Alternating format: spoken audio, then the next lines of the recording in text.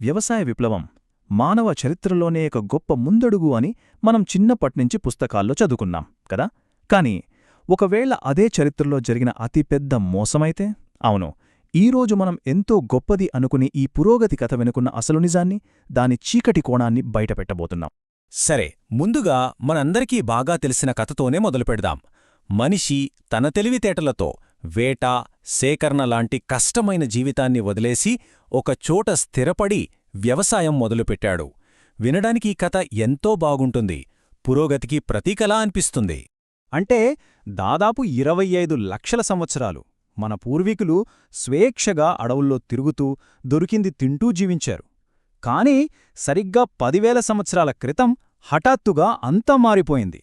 మనుషులు కొన్ని రకాల మొక్కల్ని, జంతువుల్ని ఎంచుకొని వాటి జీవితాల్ని తమ చెప్పుచేతల్లోకి తెచ్చుకోవటం మొదలుపెట్టారు. ఇక్కడ మనం చూస్తున్నట్లుగా ఈ మార్పు ఒకదాని తర్వాత ఒకటి జరిగింది.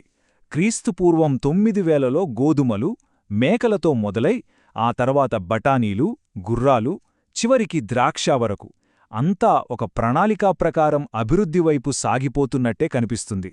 ఈ కొటేషన్ చూడండి, మనం నమ్మిన కథను ఇది పర్ఫెక్ట్గా చెప్తుంది. మానవ మేధస్సు ప్రకృతిపై విజయం సాధించింది, ఇక సుఖవంతమైన జీవితం మొదలైంది అని అందరూ నమ్మారు.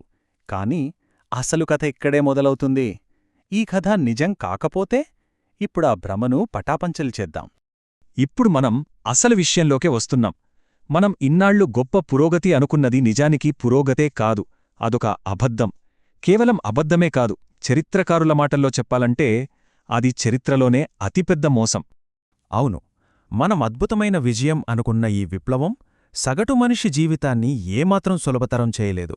నిజానికి వారి జీవితాన్ని మరింత కష్టంగా, అసంతృప్తిగా మార్చేసింది. ఆ పురోగతి అనే కథ మొత్తం ఒక అందమైన కల్పన అంతే. ఇప్పుడు ఈ స్లైడ్లో చూడండి, అసలు విషయం ఇక్కడే ఉంది.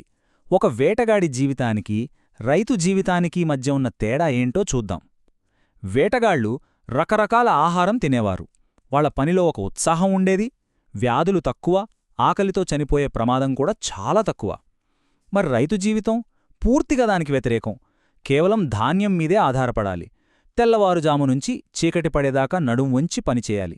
కొత్త కొత్త రోగాలు, ఒకవేళ ఒక్క బంట పోయిందంటే ఇక ఆకలితో చావడమే. మరి వ్యవసాయం వల్ల పండిన ఆ అదనపు ఆహారం ఏమైంది? అది ఖచ్చితంగా ఆ కష్టపడి పనిచేసే రైతుకు మాత్రం అందలేదు. దానికి బదులుగా జనాభా విపరీతంగా పెరిగిపోయింది. ఆ ఆహారం కాస్త పనిచేయకుండా పన్నులు వసూలు చేసే రాజులు, సైనికులు, పూజారులు ఇలాంటి కొద్దిమంది ఉన్నత వర్గాల విలాసాలకే ఉపయోగపడింది. సరే, ఈ వాదనకు సాక్ష్యం ఏంటి అని అడగొచ్చు. సాక్ష్యం ఎక్కడో లేదు, వేల సంవత్సరాల నాటి మన పూర్వీకుల అస్థిపంజరాల్లోనే ఉంది. వ్యవసాయం మన శరీరంపైన, సమాజంపైన ఎలాంటి ముద్ర వేసిందో చూద్దాం. ఆ పురాతన అస్థిపంజరాలను పరిశీలిస్తే ఒక బాధాకరమైన కథ బయటపడింది. మన శరీరం రాళ్లు ఎత్తడానికో, గంటల తరబడి వంగి పనిచేయడానికో తయారు కాలేదు.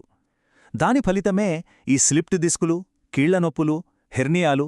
అంతేకాదు, సరైన పోషకాహారం లేక దంతాలు కూడా పూర్తిగా పాడైపోయాయి. శారీరక కష్టాలే కాదు, హింస కూడా పెరిగిపోయింది. భూమి, ఆస్తి అనే భావనలు మొదలయ్యాక వాటికోసం కొట్లాటలు మొదలయ్యాయి. ఈ చాట్ చూస్తే మీకే అర్థమవుతుంది. కొన్ని వ్యవసాయ సమాజాల్లో జరిగిన మొత్తం మరణాల్లో 15% హింస వల్లే జరిగాయి. ముఖ్యంగా పురుషుల్లో అయితే ఆ సంఖ్య ఏకంగా 25%కి చేరింది. ఇప్పుడు కథలో అసలైన ఊహించని మలుపు రాబోతోంది. మనం గోధుమను పెంచామని, మచ్చిక చేసుకున్నామని అనుకుంటున్నాం కదా, కాని అసలు నిజం ఏంటో తెలుసా? గోధుమే మనల్ని మచ్చిక చేసుకుంది. మరి మానవ జీవితాన్ని ఇంత దారుణంగా మార్చేసిన ఈ మోసం వెనుక ఎవరున్నారో? రాజులా?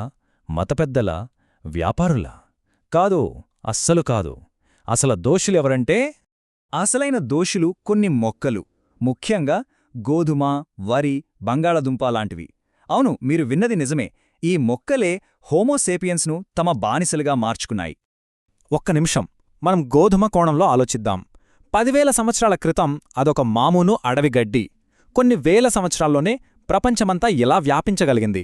అది మనుషుల్ని నియంత్రించడం ద్వారా ఈ పనిచేసింది. పొలంలో రాళ్లు తీయించుకుంది, కలుపు మొక్కల్ని పీకించుకుంది, పురుగుల నుంచి రక్షణ కోరింది, దానికి దాహం వేస్తే నీళ్లు తెప్పించుకుంది, ఆకలి వేస్తే ఎరువులు కూడా వేయించుకుంది. ఇప్పుడు డొమెస్టికేట్ అంటే మచ్చిక చేసుకోవడం అనే పదానికి అర్థం చూద్దాం. ఇది డొమస్ అనే లాటిన్ పదం నుండి వచ్చింది.